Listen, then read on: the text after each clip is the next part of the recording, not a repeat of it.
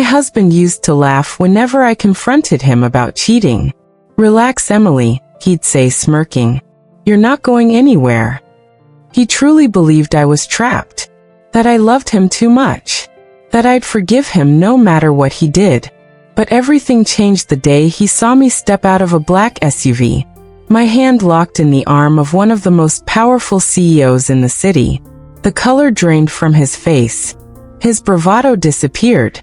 My name trembled on his lips. Who is that man?" I didn't answer. The CEO, Daniel Hayes, tightened his grip gently, protectively. And that was the day my husband realized I was no longer his wife. I was the woman he never thought would rise this high, this strong, this untouchable. But to understand how we got there, we need to go back to the beginning. I married Ethan Reed when I was 26. Back then, I thought love was enough to survive anything. Broken dreams, sleepless nights, financial struggles, everything. Ethan was charming, handsome, ambitious, the kind of man who made every woman in a room turn. But he chose me, or so I believed. We had a simple life. A rented apartment, mismatched furniture, takeout dinners, and long talks about a future we hoped to build. I worked at a mid-sized marketing company. He bounced between jobs, always chasing the next big opportunity. But I didn't mind. I believed in him. I believed in us. Until the first crack appeared. The first betrayal. I still remember the night he came home late. It was raining, and the sound of water hitting the windows made the apartment feel colder than usual. I asked where he had been. He shrugged. "Just out with the guys." But he wouldn't meet my eyes. Later, when he dropped his jacket on the couch, a lipstick stain, bright, mocking, undeniable, shone on the collar. My breath froze. "Ethan, what is that?" He glanced down, then up at me, and in the most casual voice he said, "Relax, Eminencia. It's nothing. You worry too much." He didn't apologize. He didn't explain. Before we begin, if you enjoy stories that touch the heart and remind us of life's quiet miracles, don't forget to like this video and subscribe. It truly helps our little storytelling family grow. He simply walked to the shower, humming as if nothing had happened. That night, I cried quietly into my pillow, believing it was a one-time mistake. But I was wrong. The pattern. Cheating became his bad habit. A habit he didn't hide well, but refused to admit. He flirted openly. He messaged women at 2 a.m. He went on business trips that never matched his work schedule. Whenever I confronted him, he responded with the same cold confidence. "You're not going anywhere, Emily. Stop acting dramatic." He knew I loved him. He knew I had nowhere else to go. And he used that against me. I became small, quiet, invisible. I would stand in the kitchen cooking dinner for him while he texted other women behind my back. Sometimes he'd even laugh at his phone, right in front of me. I died a little each time. The night everything changed. It was a Friday. He came home at midnight, smelling like expensive perfume that didn't belong to me. He tossed his keys on the counter and grabbed a beer. "Where were you?" I whispered. "Why do you always ask that?" he snapped. "Because you're my husband," I said softly. He stared at me with annoyance, not love. Then he said the sentence that shattered my last thread of loyalty. "If you don't like it, leave. But we both know you won't." He walked past me, pushing my shoulder as he did. I stood there frozen, numb, humiliated. And something inside me snapped. Something that had been dormant for years. I realized. He didn't fear losing me because I never showed him I could leave. That night I decided I would. But I didn't yell. I didn't pack my bags dramatically. Instead, I got quiet, smarter, strong. I started planning. The unexpected turn, meeting Daniel Hayes. 2 weeks later, my company announced a new partnership. A major one. A deal with Hayes Industries, one of the biggest companies in the country. Everyone was nervous. Everyone tried their best to look competent. Then the CEO walked in. Daniel Hayes, Tall, calm, sharp eyes that seemed to read everything at once. He wasn't the arrogant billionaire type. He had a quiet authority, the kind you couldn't fake. We locked eyes for a brief second. Something in his stare lingered longer than it should have. We were assigned to work directly with his team. And to my stunned surprise, Daniel kept gravitating toward me, asking for my ideas, requesting my perspective, even joining me for coffee during short breaks. I felt seen, in a way Ethan hadn't seen me in years. One afternoon, Daniel said something that stopped me cold. "You have a brilliant mind, Emily. Why do you look like you don't know your worth?" My throat tightened. No one had asked me that in years. Not even myself. The offer that changed my life. 3 months into the partnership, Daniel called me into his office. He stood by the window, the city skyline glowing behind him. "Emily," he said, "I'm offering you a senior strategist position at Hayes Industries. Your talent is being wasted where you are." I froze. A new career. A fresh start. An escape. But I hesitated. I thought of Ethan. His anger, his disbelief, his contempt. Daniel watched me quietly. Then he said, "You don't owe your past a lifetime of loyalty." That was the moment the last chain around my heart broke. I accepted the offer. Leaving Ethan. I didn't tell Ethan immediately. Instead, I saved money. Found a new apartment. Prepared everything quietly. The night before I left, he stumbled home drunk. He didn't even look at me. He threw himself on the couch and passed out. I stood over him, staring at the man who had once been my everything. And I whispered, "You were so sure I'd never leave, weren't you?" The next morning, before he woke up, I was gone. I left the keys on the table. No note. No explanation. Just silence. The kind of silence that terrifies men who believe they were untouchable. The first sight that shattered him. 2 weeks later, he saw me again. By accident. I had just stepped out of a black SUV in front of Hayes Industries. Daniel walked around the car, offering me his arm like a gentleman. And I took it. We walked toward the building together, laughing about something he had said. That's when I heard a familiar voice behind me. Shaky, panicked, disbelieving. "Emily." I turned. Ethan stood there on the sidewalk. Disheveled. Breathless. Eyes wide with shock. He looked at Daniel's hand on mine. His voice cracked. Who is that man?" Daniel stepped slightly in front of me. Protective, confident, steady. And for the first time ever, Ethan looked small. Weak. Afraid. When the cheater realizes he lost everything. Ethan's eyes bounced between my face and Daniel's hand wrapped around my arm. I could see the exact second reality hit him. The moment he understood that the woman he thought he owned was gone. For the first time in years, I had power. Not because of the CEO standing beside me, but because I finally walked away. Ethan said, stepping closer, voice trembling. What is this? Why didn't you come home? Why didn't you tell me where you were?" Daniel didn't move his hand. He didn't step back. He simply stood tall beside me, calm yet protective. A silent warning Ethan couldn't ignore. "I don't have a home with you anymore," I said quietly. Ethan blinked rapidly, as if trying to fix a blurry picture. No, stop. Emily, you're confused.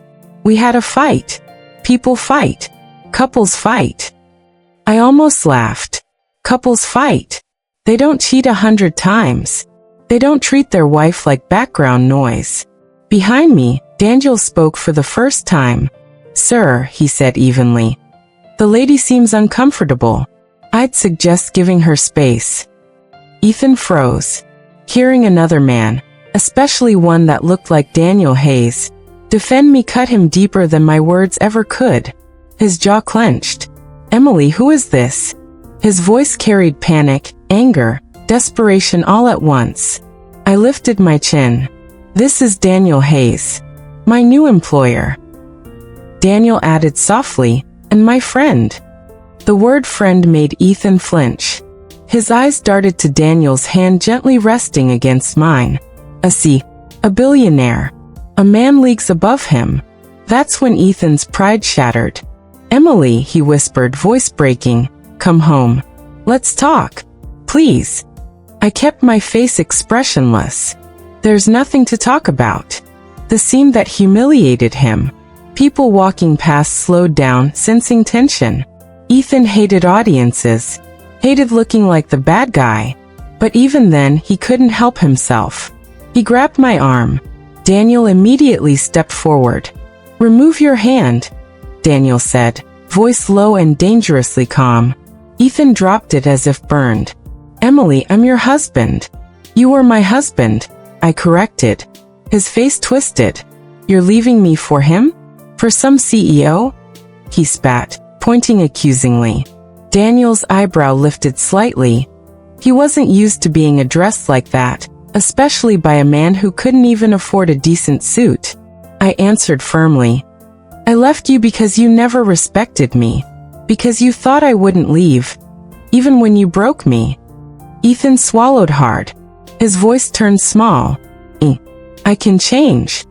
But his eyes, they didn't hold guilt. Only fear. Fear of losing control. Change. I repeated softly. Name one time you tried. His mouth opened. Closed. Opened again. Nothing came out. Because there was no time.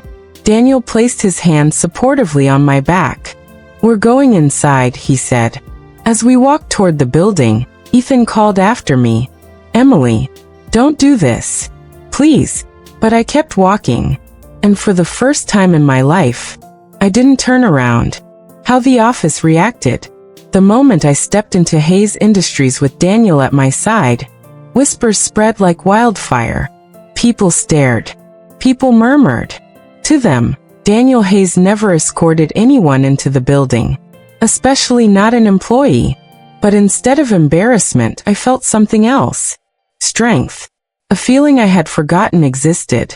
One of the executives, a woman named Harper, smirked knowingly. Rough morning, she teased. Daniel cut in before I could respond. Emily had an unpleasant encounter outside.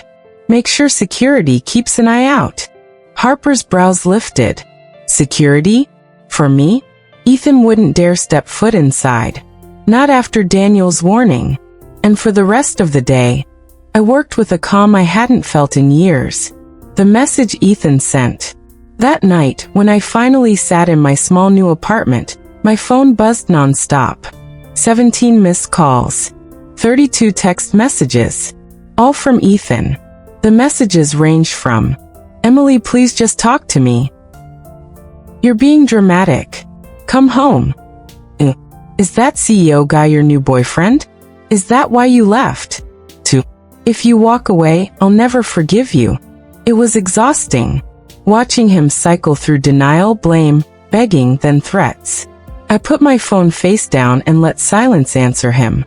Lunch with Daniel. The next day, Daniel invited me to lunch at a quiet rooftop restaurant. Are you okay? He asked gently. I nodded. Better than I've been in years. He studied me for a moment. Good. Because you deserve better than someone who treats you like a possession. His words hit hard. Not because they were romantic, but because they were true. Thank you, I whispered. He gave a small half-smile. Emily, you don't need to thank me. I'm just doing what any man with a conscience would do. But most men didn't. Daniel did. Halfway through the meal he added, if he shows up at your apartment or workplace again, tell me immediately. I'll handle it. For a moment, I almost forgot he was a CEO. He felt more like a protector than a boss. I met his gaze. Daniel, why are you helping me? He didn't answer at first. Just looked at me with an expression I couldn't read. Then he said quietly, because I see you, even when you don't see yourself.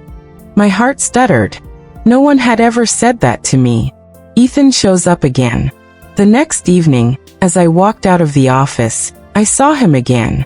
Ethan. Standing across the street. Waiting. His hair was messy. His clothes wrinkled. He looked like he hadn't slept. He rushed toward me. "Emily, please. I'm begging you, talk to me." I stepped back, keeping distance. "You need to go home, Ethan." "I can't," he whispered. "My home is empty without you. I haven't eaten. I haven't slept. Ethan," I interrupted. "You didn't care whether I slept, or cried, or ate. Why do you suddenly care now?" His eyes filled with tears. "Because I thought you'd always be there. I thought you loved me too much to leave." There it was. His truth. Not regret. Not remorse. Just entitlement. "I did love you," I said quietly, "but you loved yourself more." Before he could respond, a familiar black SUV pulled up. The window rolled down. "Daniel." "Emily," he said, his voice calm but firm, "get in." Ethan's face turned pale. "You're leaving with him?" "Him." I didn't answer. I simply walked to the car and got in. Daniel waited until I buckled my seatbelt before he spoke. Not to me, but to Ethan. "Do not approach her again." Ethan trembled. "You can't tell me." Daniel leaned slightly forward, eyes like steel. "I can. And I am." Then the car drove away, leaving Ethan shrinking in the distance. I stared out the window as the city lights blurred by. A single thought echoed in my mind. He never feared losing me, until he saw someone else cherishing me. A new feeling, and a new problem. As Daniel drove, he spoke softly. "You handled that well." I nodded, though my chest felt heavy. "Emily, he's not going to give up easily. Men who take women for granted never do," Daniel warned. I sighed. "I know." He turned slightly toward me. "But you're not alone anymore." His words warmed a part of me I thought had died. But deep down I sensed something more. A storm was coming. Not from Ethan, but from the feelings awakening between Daniel and me. Feelings I didn't expect. Feelings I wasn't sure I was ready for. But they were growing. Fast. Unstoppable. And Ethan wouldn't go down quietly. When love grows where pain once lived. The city lights flickered across the SUV windows as Daniel drove. I sat quietly, my fingers intertwined in my lap, still trembling with the reality of what had just happened. Ethan crying. Ethan begging. Ethan panicking. The same man who once smirked and said, "You're not going anywhere." Now he stood on a sidewalk watching me leave with another man. But nothing about this felt simple. Daniel glanced at me. "You're thinking too much." I breathed out shakily. I just never expected him to show up again. Daniel didn't sugarcoat it. He isn't done. A man like that, who's used to control, won't walk away quietly. I nodded. He was right. Control wasn't just something Ethan wanted. It was all he ever had. But something else tugged at my mind. Something dangerous. Something warm. The way Daniel had stood in front of me. The way he spoke with quiet authority. The way his presence made me feel safe, seen. "Daniel," I whispered, "why are you doing all this for me?" He kept his eyes on the road for a moment, as if choosing his words carefully. Then finally, "Because good people deserve someone in their corner. And because..." He paused, then added, "I care about you, Emily. More than I probably should." My breath hitched. Care? For me? A woman who had been invisible for years? I stared at him, speechless. "Don't look so surprised," he said softly. "You have no idea how strong you are. How brilliant. How kind. Most people in this city pretend to be those things. You actually are." Heat rushed to my cheeks. No man, not even my husband, had ever spoken about me like that. Not sincerely. Not with intent. But the moment felt too heavy, too new, too risky. So instead I changed the subject. A shift in our distance. Over the next several days, something quietly shifted between us. Daniel checked on me more often. He insisted I take a company driver instead of walking. He stopped by my office to bring coffee, always exactly the way I liked it, even though I never told him. And every time I saw him, my heart tightened in my chest. Ethan's messages grew more frantic. Please answer me. Emily, I'm dying without you. Is he the reason you left? If you come home, I'll change. I promise. But I didn't respond. I didn't want to go backward. Daniel noticed the exhaustion in my eyes one morning. He leaned against my office doorway. Bad night. I nodded. Ethan kept calling. Daniel's gaze hardened. If he escalates, I'll get you legal support. Daniel, you don't have to be involved in this. He walked inside and stood close enough that I could feel the warmth from him. I know I don't have to, he said quietly. But I want to. I swallowed. That was the problem. I could feel myself wanting to. The office gala. It started with an email announcement. Hayes Industries annual gala, mandatory attendance. My heart dropped. A gala meant photographers, executives, crowds, beautiful dresses and sharp suits. A world I had never belonged to. I didn't have a gown or heels or anything remotely suitable. Daniel walked into my office later that morning. About the gala, he said, resting a hand on the back of my chair. I know it's your first one. If you need help preparing. I don't have anything to wear, I admitted, flushing. He smiled gently. That's easy. Easy for him, maybe. For me, it felt terrifying. I don't want to embarrass myself, I whispered. Daniel crouched slightly so that our eyes were level.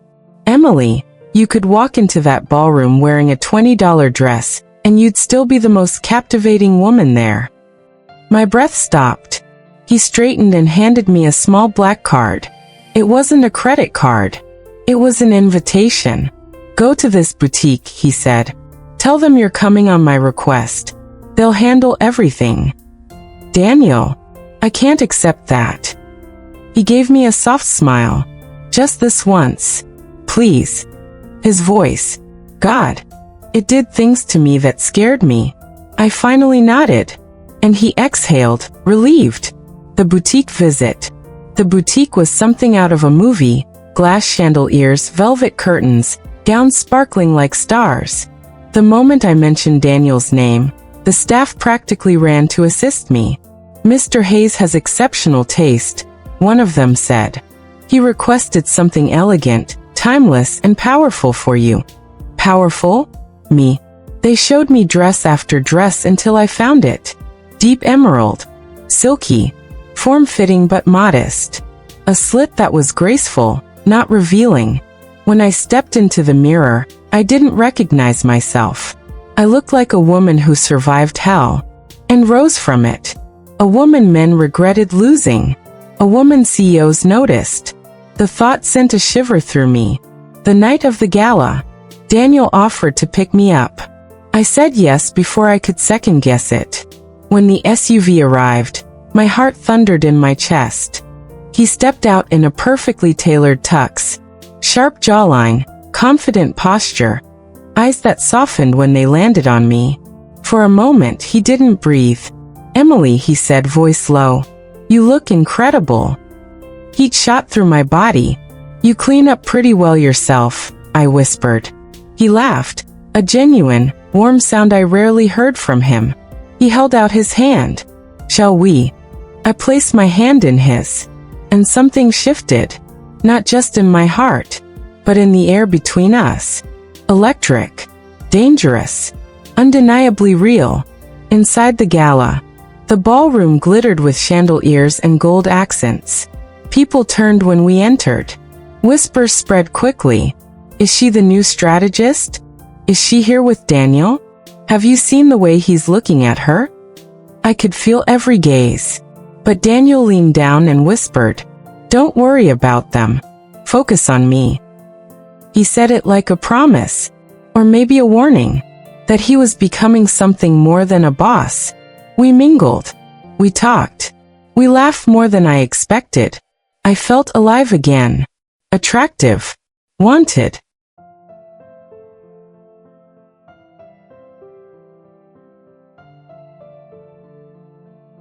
Then, as Daniel excused himself to speak to one of the directors, my phone buzzed.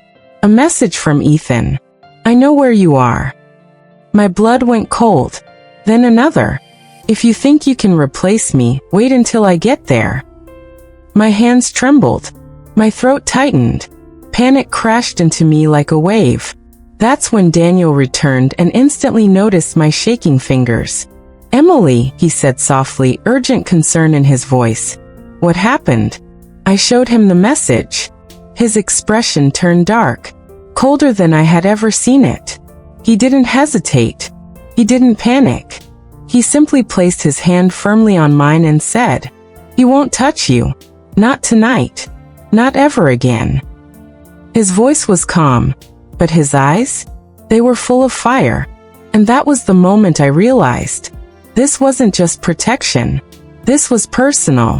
Very, very personal. The night everything broke open. I wish I could say things got easier after that day.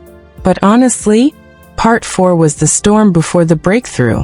Because when a heart has been hurt, even healing feels scary. And when two people who once loved each other try to become professional co-workers, all the buried emotions start leaking through the cracks. Especially if those two people were once husband and wife. And especially when one of them, me, was still pretending nothing hurt. The office felt smaller. Because we were avoiding each other. After our conversation in the break room, I avoided Liam like it was my new job description. I took the long way around the office. I emailed instead of walking to his desk. I pretended to be busy every time he walked by. It would have been funny if it weren't so embarrassing. But ignoring your ex-husband is harder when he's also your boss. And even harder when he keeps trying to talk to you. He wasn't pushy. He wasn't dramatic. He didn't corner me or make things uncomfortable. He just tried. Little things. Asking if I needed support on a project. Pausing outside my office like he wanted to say something. Leaving a coffee on my desk the way he used to when we were married.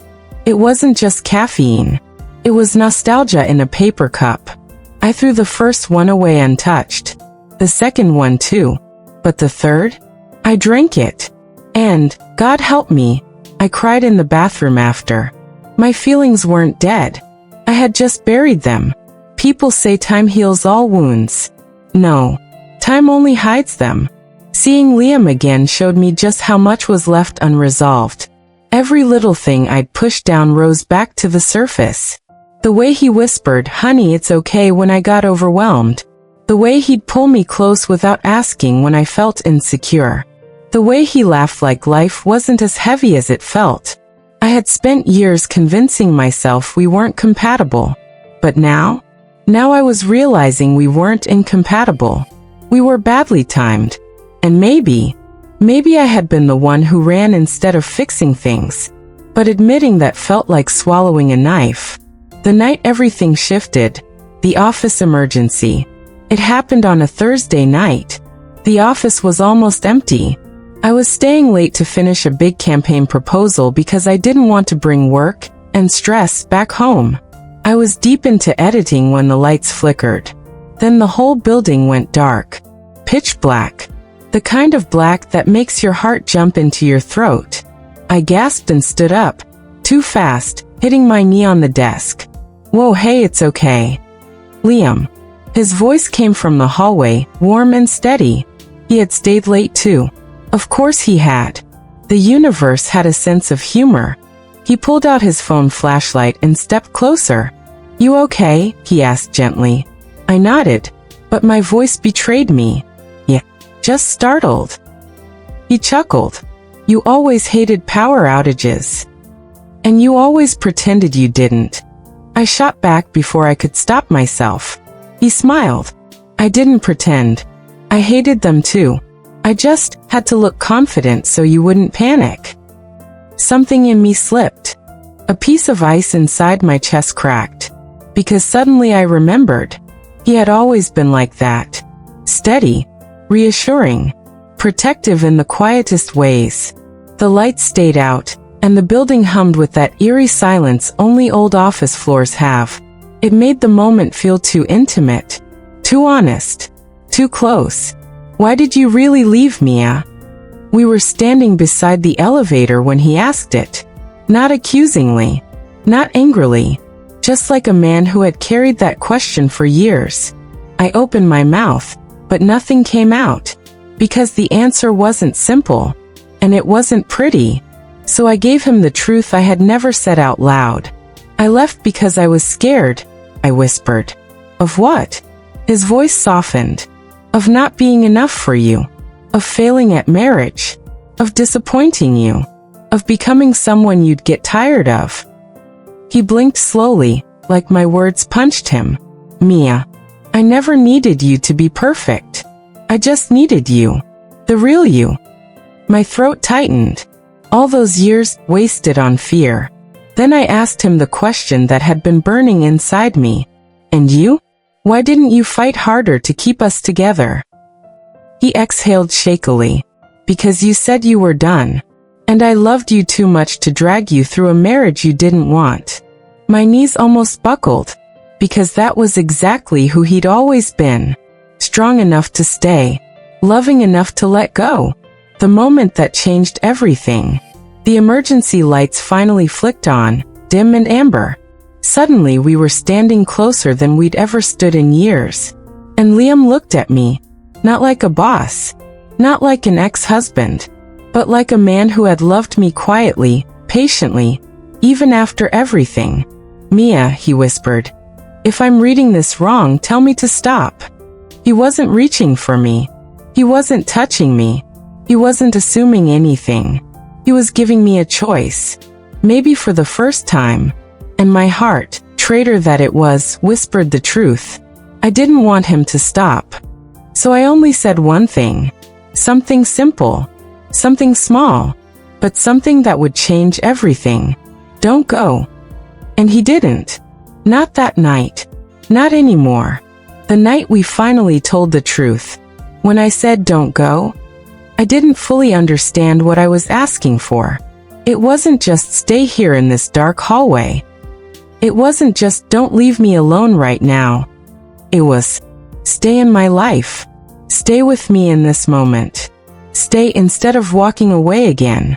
And the way he looked at me after those words, like I had just given him air after years underwater. I knew he understood exactly what I meant. We sat on the floor like two people who had been running for too long. The emergency lights were still dim, casting a warm glow over the hallway. I slid down the wall and sat on the carpet. He slowly lowered himself beside me, giving me space, but close enough that I could feel his warmth. For a minute, we didn't talk. We just breathed. Two people silently admitting they were exhausted. He was the one who finally spoke. Mia, I never stopped caring about you.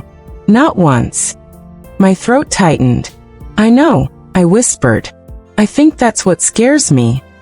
Why would that scare you? Because caring back means admitting I made the biggest mistake of my life. He stared straight ahead when he said, you didn't make it alone. And I realized, for the first time, we were sharing the blame instead of throwing it across the years.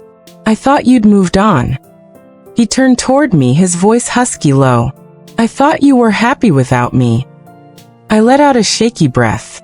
I pretended to be. I worked, I traveled, I dated a little. But none of it felt real. You dated someone? Yes, I admitted. But I always compared them to you. And I hated myself for it. He nodded slowly, jaw tight. I never dated seriously. I couldn't. Why? He finally looked up. I kept thinking maybe you'd come back someday. God. That sentence nearly broke me. All these years. I thought he forgot me. And he had been waiting. Quietly. Painfully. Hopefully. I told him everything I never said. I don't know what came over me. Maybe the darkness. Maybe the quiet. Maybe the way he was looking at me like I was the only person left in the world. But the truth spilled out of me. I didn't leave because I stopped loving you. I left because I loved you too much. He frowned. I don't understand. I was scared you'd eventually realize you could do better. You were ambitious, confident, steady, and I was falling apart inside. I didn't want to drag you into my insecurities." He shook his head. "Mia, I wanted to be dragged in. That's what marriage is." I covered my face. "I know. I see that now. But back then I felt like I didn't deserve the life we were building." He took a breath, slow and controlled. "And now? That was the question, wasn't it? Now. I wanted him. Now. I missed him. Now. I saw everything clearly. I want to stop running," I whispered. "I want to face what we still have left." His shoulders rose as he inhaled deeply, like he'd been waiting years to hear that. "Do you still love me?"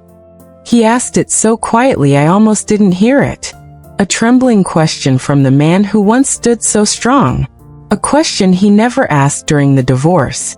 A question he carried in silence. I looked right at him. "Yes," I said. "No drama. No hesitation. Just truth." It never went away. Not even once. His eyes closed for a moment, like he was letting the words sink into places that had gone cold.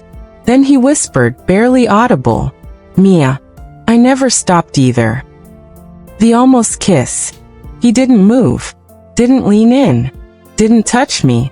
He just looked at me with that familiar expression, the one he used to get when he wasn't sure if he should kiss me or let me speak. "Mia, if I kiss you, I need you to understand something." My heart hammered. "What?" "This time, I'm not letting you go unless you ask me to." I exhaled sharply, and for the first time in years I didn't feel fear. He knocked on my door, not my car horn. At exactly 7 p.m. there was a knock. Not a text. Not a call. Not a "I'm outside." A knock. I opened the door and froze. Liam stood there holding a single white rose. Not a bouquet.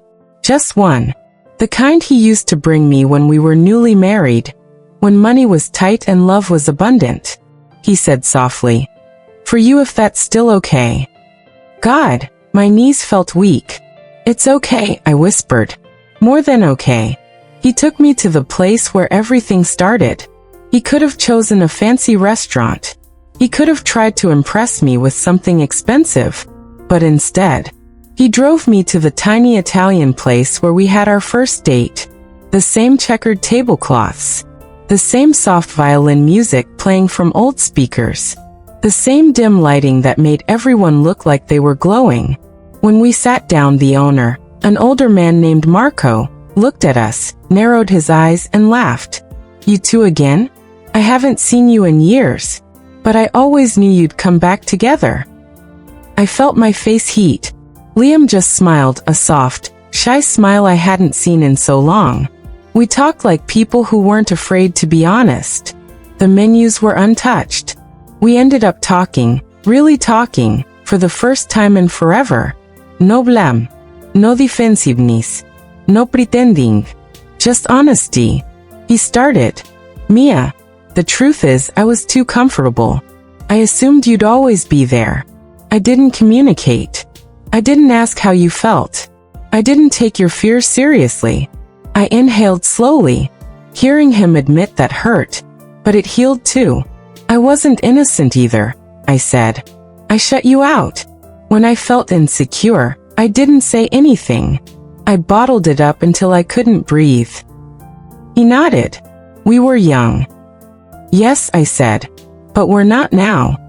There was a silence. Not awkward. Not heavy. Just full. Full of all the things we were finally willing to say. "Did you ever hate me?" I had to ask, even if it cracked something inside me. His answer came quickly, bluntly. "No. Never. Not once. Not even when I left." He shook his head slowly. "I was hurt. Devastated. Angry at myself. But hate." He let out a soft breath. "I could never hate the woman I built my dreams with." My eyes stung. "I thought you'd moved on," I whispered. He laughed under his breath, shaking his head. "Move on? Mia, I compared every woman I met to you, and none of them came close. That sentence reached into parts of me I didn't even realize were still aching. And then, his confession. Liam leaned forward, elbows on the table, voice quieter. There's something I never told you. My heart thudded. He looked almost embarrassed as he continued. When we divorced, I kept our wedding photo on my desk. I put it away only when I became CEO because I didn't want people asking questions. My breath caught. You kept it all those years? He nodded. I didn't want to forget what we had, even when it hurt. I didn't know whether to cry or reach across the table and hold him, so I whispered, I kept ours too. He blinked. You did. I never had the courage to throw it away. We just stared at each other. Two people trying to figure out how something so broken could still be so alive. The touch that shook me, somewhere between appetizers and confessions. His hand moved across the table, slow, unsure, asking permission without words. And when his fingers touched mine, it didn't feel like lightning. It didn't feel like fireworks. It felt like home, warm, familiar. Right. He didn't squeeze. He didn't grab. Just touched gently, like he was afraid I'd vanish if he held too tight. Mia, he said softly, I don't know where this is going. I don't want to push. I don't want to rush. I know, I whispered. But if there's even a small chance, a tiny one, that we can rebuild something real. I felt my throat close. I'm willing to take it. Step by step. Slowly. Carefully. As long as you are. I couldn't speak. So I nodded. Just a small nod. But it was enough. The drive home. He didn't ask to come in. Didn't try to cross any lines. Didn't ruin the gentleness of the night. Instead, he walked me to my door. The porch light cast a warm glow around us, and I felt suspended in time. Thank you, I said softly. For dinner? For trying. He swallowed, eyes warm. I never stopped. And just when I thought he might kiss me, he pulled back slightly, respectfully, patiently. Good night, Mia. Good night, Liam. He waited until I stepped inside before walking away. I leaned against the closed door, heart racing, lips tingling with the kiss we almost shared. And for the first time in years, I felt something I thought I had lost forever. Hope. The man who expected me to stay forever finally panics. The next morning, I woke up different. Not lighter. Not heavier. Just clearer. I didn't run from my feelings anymore. I didn't pretend I didn't miss Liam. I didn't carry the guilt of leaving him like a weight tied to my chest. But I also didn't expect what happened next. Because by noon the very next day, my past came knocking. Literally. The unexpected visitor. My doorbell rang. Twice. Fussed. Impatient. I wasn't expecting anyone. When I looked through the peephole, my stomach dropped. It was Ethan. My ex-husband. The man who always thought I'd never leave. The man who cheated because he assumed my love was unbreakable. The man who didn't chase me until it was far too late. I opened the door only halfway. Ethan, what are you doing here? He looked frantic. Hair messy. Eyes wild. Shirt wrinkled like he hadn't slept. I need to talk to you.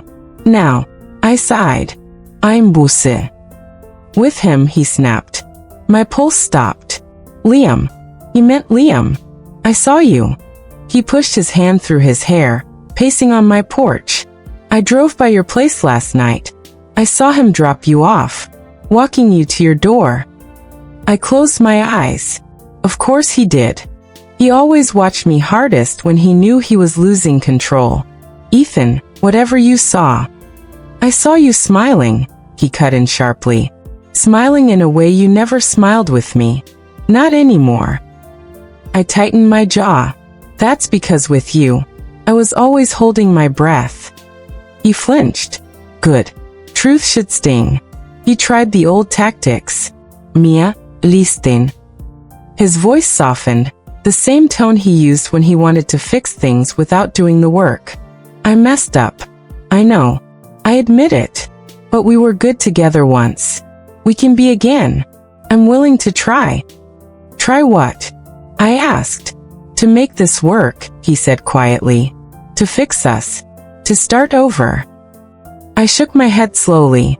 Ethan, you didn't want to fix us when you had me. You only want me now that you've lost me. His jaw clenched. That CEO, he's messing with your head. No, I said firmly. He's showing me I deserve better. I never thought you'd leave. He stepped closer, voice cracking. You weren't supposed to leave, Mia. You were supposed to stay. Work through it. Everyone goes through rough patches. I stared at him, stunned. Cheating isn't a rough patch, Ethan. It's a choice. He swallowed hard. I didn't think you'd actually walk away. That was it. The confession behind every quiet assumption he ever made. You thought my loyalty was unconditional, I whispered. You thought my love would survive anything you did to it. He looked away, guilt filling his expression. I thought you needed me more than I needed you. There it was. The core of everything. You thought wrong. He finally sees what he lost. His voice rose desperate. Mia, I can't lose you to him. Please. I'll change. I'll go to therapy. I'll do anything. My heart didn't soften. It remained steady, because now I saw him clearly. A man who only valued me once he saw someone else wanting me. Ethan, I said calmly. I'm not yours to lose. His eyes widened. He stepped back like I had physically struck him. Mia. I stopped being yours the day you decided someone else was worth risking our marriage for. What does he have that I don't? He whispered. I exhaled slowly. Respect, I said. Consistency. And the ability to choose me without conditions. His face twisted. I can choose you too. But you didn't, I replied simply. And that's the difference. And then the moment that changed everything. Before Ethan could respond, a black car pulled into my driveway. A familiar one. Sleek. Quiet. Confident. Liam stepped out. And Ethan froze. Seriously. Ethan barked. He's here? Right now. Liam didn't react to the hostility. He simply walked toward us, expression calm but eyes sharp. He wasn't angry. He was protective. Everything okay here? Liam asked, looking at me, not Ethan. I felt safe. Ethan glanced between us, realization dawning, panic sharpening. This is really happening, he muttered. You're choosing him. I swallowed. I'm choosing myself, I said. Liam stood beside me, not touching me, not claiming me, just being present. And to Ethan, that was louder than any declaration. Ethan's last words before walking away. He stepped back, shaking his head, voice trembling. I swear. I always thought you'd stay, Mia. No matter what happened, I thought you'd stay. I looked at him, really looked at him. And for the first time, I saw not the man I married, but the man I survived. I stayed until staying hurt more than leaving. He blinked repeatedly, eyes wet.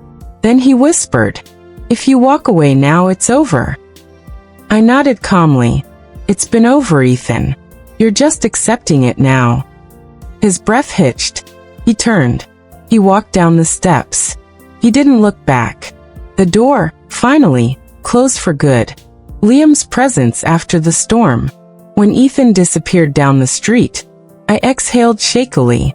Liam waited, not touching me, not intruding, just there. Are you okay? He asked softly. I nodded, then shook my head, then laughed weakly. I don't know. He stepped closer, but slowly. You don't have to be okay. You just have to be honest. And for the first time that day, I leaned into him, letting my forehead rest against his chest. He didn't move, didn't ask for anything, just wrapped an arm around me, steady, warm grounding. You're not alone, he whispered. And God. He meant it.